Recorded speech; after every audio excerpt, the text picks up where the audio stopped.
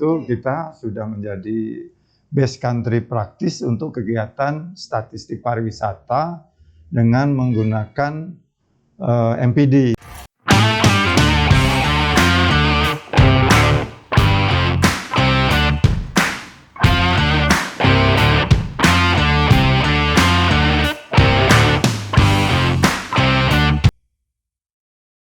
Hai kawan cerita, kembali lagi di podcast kita pas kali bah. Pas narasumbernya, pas materinya, pas waktunya. Hari ini untuk episode kali ini kita kedatangan tamu dari BPS RI yakni Pak Deputi Statistik Distribusi dan Jasa Pak Setianto. Yuk kita tengok yuk.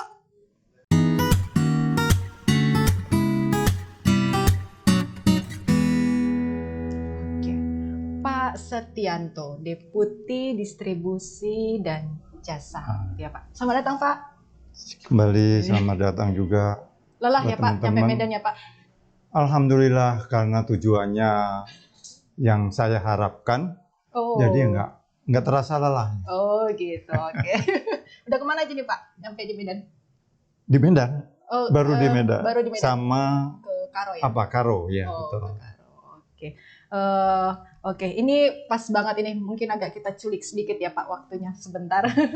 Karena untuk acara kita ini pas sekali Bapak ini datang, pas pula ada yang mau kita tanya-tanya ini Pak. Oke, kita nanyanya bukan data, bukan rilis, bukan ini Pak, kita nanyanya yang lain terkait dengan BPS nih. Oke. Seperti yang kita tahu kan Pak, teknologi itu berkembang terus-menerus. Yang dulunya kita di kantor mungkin karena COVID bisa jadi WFH yang seperti itu kan ya Pak. Ada banyak perubahan lah karena teknologi ini. Gimana sih Pak cara BPS menyikapi segala bentuk perubahan yang ada ini sekarang ini? Ya, BPS ini kan bisnisnya bisnis informasi. Oke. Kebetulan informasi ini kan perkembangannya sangat cepat. Mau nggak mau, BPS juga harus bisa menyesuaikan diri dengan percepatan perubahan zaman terkait dengan informasi tersebut. Begitu. Untuk itu, Mbak Aida ya? Iya Pak. Mbak Aida mungkin penasaran dengan apa yang akan dilakukan oleh BPS. Iya, sebenarnya BPS ada 7 strategi menghadapi tantangan environment kita begitu. Oh, ada 7 ya Pak. Jadi buku terkait dengan strategi BPS menghadapi 2021-2024 ini sebenarnya sudah kita bukukan. Begitu. Oh, udah ada bukunya ya Pak? Ada bukunya dan itu bisa publik bisa mendownload atau membacanya begitu. Dengan demikian, apa yang akan dikerjakan BPS 2021-2024, strategi-strateginya apa, itu bisa dibaca oleh stakeholder kita. Oke. Ini tadi Bapak bilang ada buku nih, saya penasaran. Bukunya apa sih Pak? Gitu. Isinya apa sih gitu? Ada 7 strategi. Ada 7 strategi menghadapi lingkungan yang serba cepat, serba berubah ini. Pertama, ini terkait dengan pembangunan statistik yang lebih luas. Jadi kita bagaimana sistem nasional pembangunan statistik Indonesia itu kita bangun. Kemudian yang kedua terkait dengan strategi transformasi proses bisnis statistik. Jadi transformasi proses bisnis statistik ini kita akan mencoba mengintegrasikan kegiatan-kegiatan statistik sehingga indikator-indikator, variabel-variabel yang ada itu konsisten, koheren, dan sebagainya. Kemudian yang ketiga terkait dengan penguatan statistik sektoral. Jadi memang ke depan kegiatan statistik ini tidak bisa hanya BPS saja yang mengerjakan. Sebenarnya kementerian lembaga, OPD ini kan juga mengumpulkan data statistik. Iya, benar. Nah, kalau data-data statistik yang ada di kementerian lembaga, ada di OPD ini kita satukan, kita integrasikan, ini statistik kita akan menjadi kaya, akan menjadi semakin beragam, dan mungkin juga akan lebih up to date begitu. Kemudian strategi yang keempat ini terkait dengan adaptasi tata kerja era baru kita, begitu. Jadi di dalam adaptasi tata kerja era baru ini kita membangun pola hubungan kerja yang kolaboratif. Jadi kegiatan statistik itu tidak bisa hanya dikerjakan oleh BPS sendiri. Jadi kalau di dalam sistem generik yang dibangun oleh UN, kita harus melihat bagaimana kebutuhan dari kementerian lembaga OPD terkait data-data statistik apa yang diperlukan, begitu. Jadi kita menjadi percuma kalau menghasilkan data statistik tapi tidak dimanfaatkan oleh orang lain, kementerian lembaga, OPD dan sebagainya. Kemudian yang kelima ini terkait dengan SDM BPS yang unggul.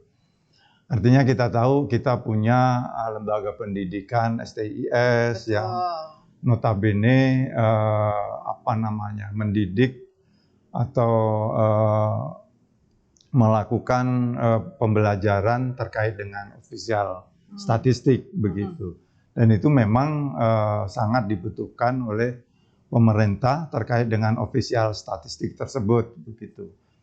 Sehingga diharapkan lulusan-lulusan STIS maupun juga lulusan universitas yang masuk ke BPS itu adalah lulusan-lulusan yang unggul, lulusan-lulusan yang bisa berkompetisi, punya kompetensi dan sebagainya. Itu nantinya yang akan membangun BPS ke depan. Kemudian yang keenam ini terkait dengan kinerja terpadu untuk BPS berkelas dunia. Jadi saat ini beberapa statistik tematik itu sudah menjadi best practice di negara-negara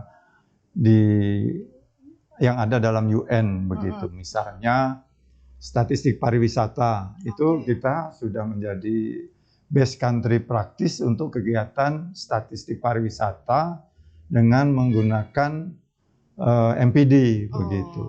Dan nanti ke depan kita harapkan juga ada statistik-statistik lain yang menjadi pembelajaran bagi negara-negara lain. Ini loh, BPS Statistik Indonesia punya indikator statistik yang bisa dicontoh, begitu. Itu contohnya Indonesia kita ya, Pak? Iya. Okay. Contohnya Indonesia terkait dengan MPD, kemudian kita juga membangun beberapa framework terkait dengan statistik, itu juga menjadi contoh negara lain menjadi best practice bagi negara-negara yang ingin belajar terkait dengan statistik, begitu. Banyak sekali sebenarnya Mbak Aida, negara-negara di dunia ini yang belajar BPS untuk belajar tentang beberapa indikator statistik seperti negara Sri Lanka, negara-negara ASEAN. Ini juga sangat membanggakan kita, dan kita juga sebagai instansi statistik kan turut bangga nih, turut bangga terkait dengan apa capaian-capaian yang sudah dihasilkan oleh BPS. Kemudian yang terakhir terkait dengan kolaborasi mengawal perubahan BPS. Jadi kemarin malam dalam perjalanan dari Medan ke Karo, kita juga sempat Zoom meeting dengan Komisi 11. Pada saat itu BPS menyampaikan tentang ingin merubah terkait dengan undang-undang statistik yang sudah terlalu lama, begitu. Kita minta dukungan Komisi 11, kemudian kita minta dukungan stakeholder, Bappenas dan sebagainya. Ini salah satu contoh bagaimana BPS berkolaborasi untuk memajukan BPS ke depan, gitu. Serius nih Pak, saya benar, maksudnya tersengang gitu. Oh ternyata di pusat, maksudnya ada banyak berita baik rupanya gitu. Kita kan kalau hanya sampai daerah kan taunya pekerjaan-pekerjaan rutin yang biasa kita kerjakan gitu kan Pak. Terkait perubahan itu kan teknologi juga kan dibutuhkan beberapa inovasi gitu kan ya Pak, inovasi. Nah kalau untuk BPS sendiri sebenarnya sudah banyak nggak Pak, atau inovasi-inovasi seperti apa yang dibuat oleh BPS sendiri agar tetap bisa mengimbangi perubahan-perubahan yang ada? Ya, salah satunya tadi kita memanfaatkan data MPD, Mobile Positioning Data, untuk statistik pariwisata kita, gitu. Jadi di sana kita bisa mengidentifikasi atau mapping terkait dengan pergerakan penduduk Indonesia atau wisatawan asing, dia kemana aja nih di Indonesia, gitu begitu. ya, Pak, ya? Sehingga lebih akurat sebenarnya dengan menggunakan MPD. Kemudian kita juga punya tim yang dibentuk untuk terkait dengan big data.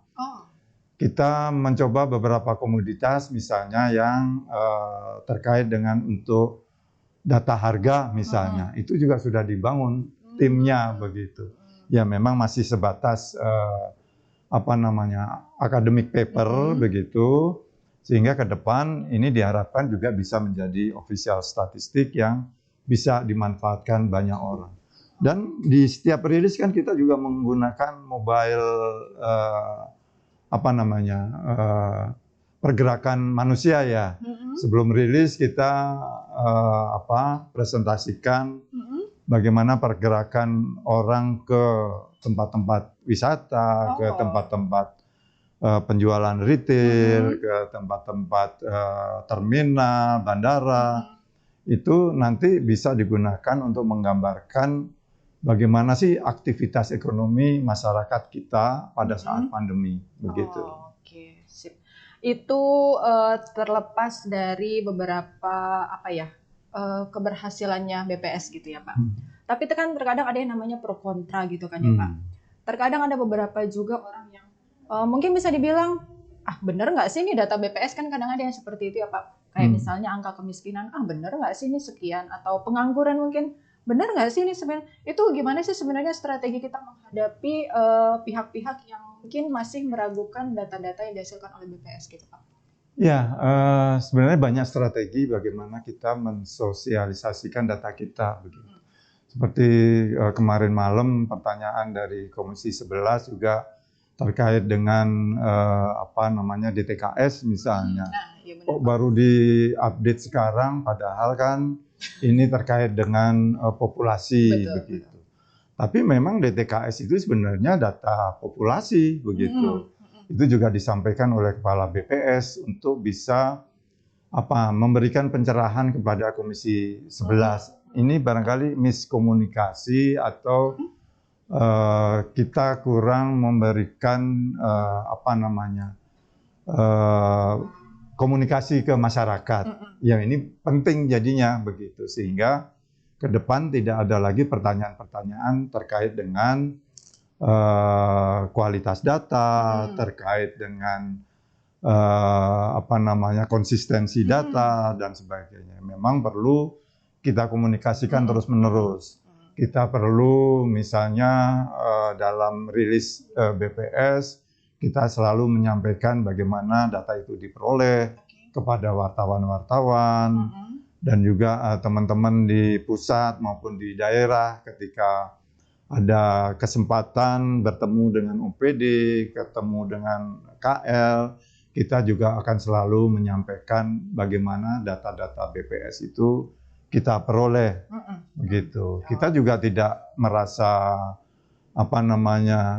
merasa ragu untuk meyakinkan stakeholder kita. Ya namanya pengumpulan data kan nggak ada yang sempurna ya. Benar, Pak. Kalau di statistik kan selalu ada errornya, begitu. Ya kita sampaikan saja begitu supaya tidak misinterpretasi terhadap data-data yang kita kumpulkan. Oke, sip Pak. Itu dari sisi pekerjaan. Oke, saya mau nanya sedikit dari sisi SDM ya Pak. Kita tahu sendiri ya kalau misalnya sekarang kan minim struktur kaya fungsi. Nah, apalagi sekarang di era sekarang tuh BPS tuh pegawainya itu kalau dulu ada namanya kepala seksi, ada kepala bidang gitu kan. Kalau sekarang kan semua disetarakan ke jabatan fungsional tertentu gitu. Nah, itu sejauh ini Pak, kesulitan terbesarnya apa sih gitu Pak? Ya, namanya transformasi itu selalu ada guncangan-guncangan. Ini wajar lah begitu. Kalau Mbak Aida udah nikah belum? Sudah Pak. Oh, sudah. Kalau sebelum nikah, mau nikah, itu kan perubahannya. Betul. Mesti ada rasa was-was, ada rasa takut. Begitu jalan ya biasa-biasa aja. Demikian juga perubahan-perubahan yang terjadi tidak hanya di BPS, di kementerian lembaga, itu memang selalu ada hal-hal seperti itu. Memang itu harus kita manage sehingga guncangan-guncangan itu tidak menimbulkan kerusakan-kerusakan yang berarti. Wajar itu ada guncangan-guncangan, tapi saya yakin ke depan itu akan menjadi lebih baik. Memang, saya tambahkan sedikit nih. Gak apa-apa, Pak. Memang ke depan yang namanya organisasi itu kan harus bisa memaksimalkan atau mengoptimalkan sumber daya, kan begitu. Kalau kita masih seperti dulu, banyak struktur, kemudian fungsinya juga sedikit, ini juga akan menjadi pemborosan. Begitu. Banyak studi yang menyampaikan seperti itu. Sehingga perlu orang-orang yang profesional dengan kompetensi tertentu untuk menduduki jabatan-jabatan tertentu, sehingga pemanfaatan sumber daya baik itu SDM maupun anggaran itu bisa menjadi lebih optimal dan bisa lebih mendorong kemajuan organisasi seperti BPS. Gitu. Jadi memang apa ya Pak? Memang harus mengikuti ya kalau kita gitu kan. Cuman kan gini Pak, kita ini kan kalau kayak di sini nih di Sumut sendiri itu di kantornya ini kan sudah 100 orang pegawainya. Sementara BPS itu kan sampai level kabupaten kota, sudah pasti lebih banyak lagi pegawainya. Ada buku yang saya baca itu bukunya Pak Margo mungkin. Nakhoda sehebat apapun tidak akan bisa menggerakkan kapal kalau kitanya nggak bareng-bareng nih ceritanya awaknya gitu. Jadi apa sih strategi yang sebenarnya harus kita buat gitu Pak biar kita nih sampai istilah apanya tuh satu frekuensi nih semuanya sampai ke daerah gitu tuh kira-kira apa ya ada apa gitu masukan dari Bapak? Ya kuncinya kolaborasi ya.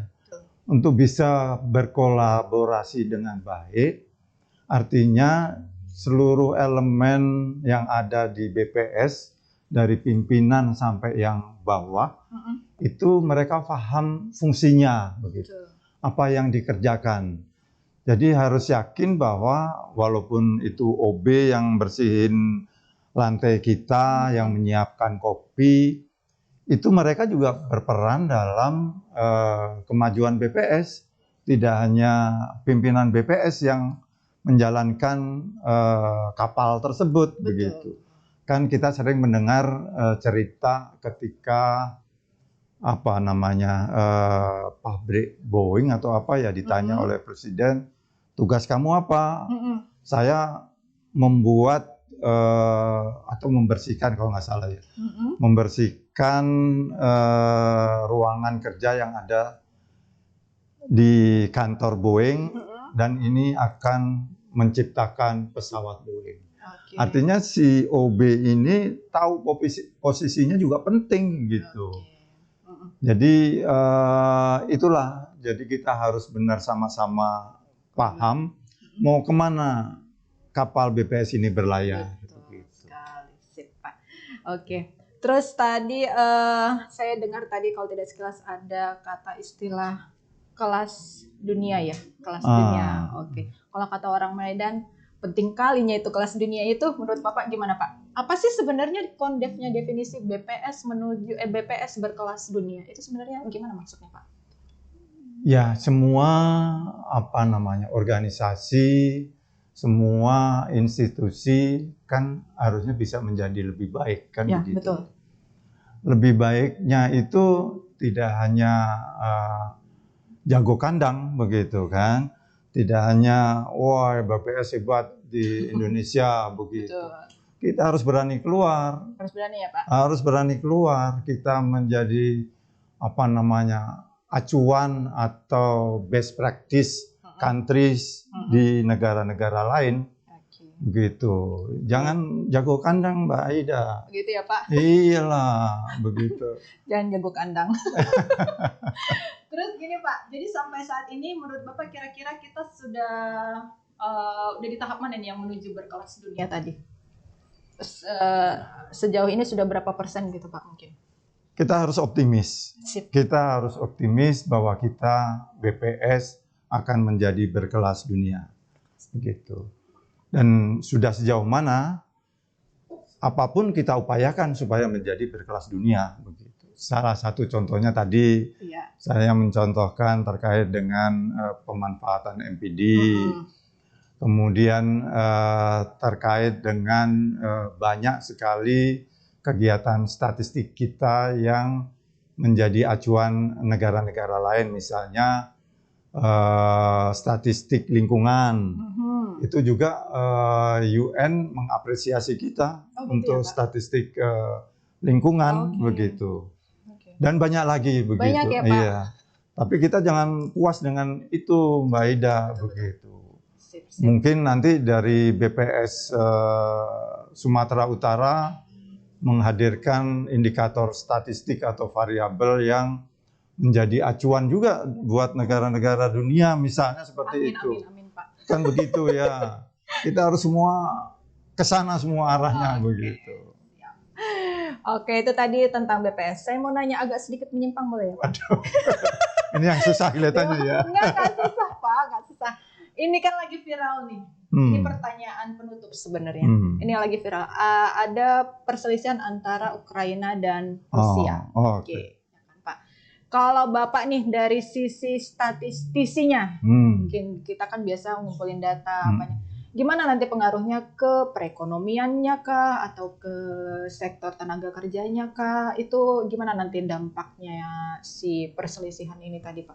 Menurut Bapak nih dari ya, kalau kita bicara perang Rusia Ukraina, dampak langsungnya ke BPS ini sebenarnya nggak begitu besar. Kenapa nggak begitu besar? Karena perekonomian kita itu kan masih disupport oleh aktivitas atau aktivitas ekonomi yang domestik ya.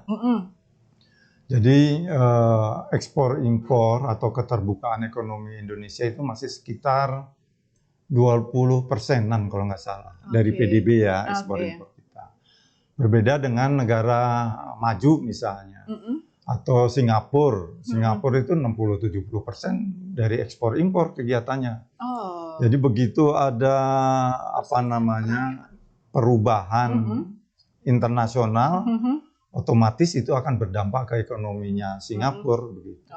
Kalau kita, ya kalau ekspor impor kita hanya 20%, ya sekitar dampaknya 20%-an lah begitu. Dan lagi ekspor impor langsung Rusia ke Ukraina ini kan sangat kecil. Nggak sampai 5% lah begitu. Yang kalau misalnya ada gandum misalnya dari Ukraina karena ada perang Rusia Ukraina kemudian ekspornya terganggu, itu masih bisa kita alihkan dari misalnya Argentina atau Australia, dan juga mereka itu supplier gandum gitu. Atau misalnya minyak gas alam itu juga kita masih bisa alihkan dari negara-negara lain impor terkait dengan gas alam atau minyak begitu. Dan ini juga menjadi tidak begitu berdampak kepada ekonomi kita begitu. Mungkin dampaknya ke depan ini mungkin dampak tidak langsung ya, karena hubungan perdagangan Ukraina, Rusia ke negara Amerika, ke negara Eropa ini cukup tinggi. kemudian nanti terganggu, kemudian Eropa dan Amerika juga terganggu. Ini akhirnya berdampak ke ekspor kita ke Eropa dan Amerika dan seterusnya. Itu barangkali yang perlu kita waspadai gitu ya Pak. Oke, sip. Terima kasih nih Pak. Pertanyaan tadi pertanyaan penutup Pak. Saya malas Pak soalnya nanya inflasi ini pasti Bapak sudah lebih tahu dari saya. Nanti saya bingung jawabnya. Oke, terima kasih Bapak buat kedatangannya hari ini. Semoga menikmati Kota Medan selama beberapa hari ini. Tunggu sebentar, saya penasaran lagi. Bapak kalau ke Medan pengennya makan apa sih Pak? Saya sesuatu yang pengen dicicip gitu nggak? Saya rencana mau nyoba durian. Oh, durian loh Pak Hasan. Durian cuman Pak Hasan. Hanya mungkin sebiji 2 biji. Bukan 1 biji 1 buah loh ya. Nggak apa-apa 1 biji. Durian Medan kan ada khasnya. Oh, gitu. Apa khasnya? Beda Pak rasanya Pak. Terus itu apa sih? Bika Ambon. Oh, gitu ya. Nanti itu. Cobalah Pak sama ini. Oke, terima kasih sekali lagi. Kembali. Kirim salam buat teman-teman yang ada di BPS Bosat. Akan saya sampaikan. Sehat selalu. Semoga Bapak nanti sampai di Jakarta kembali di kantor dengan sehat dan tidak kekurangan sesuatu apapun. Terima kasih. Amin. Buat teman-teman podcast Pas Kalibah. Jangan lupa ikuti kita terus, follow kita dan share untuk narasumber-narasumber yang lainnya yang lebih mantap lagi, yang lebih baik lagi. Terima kasih.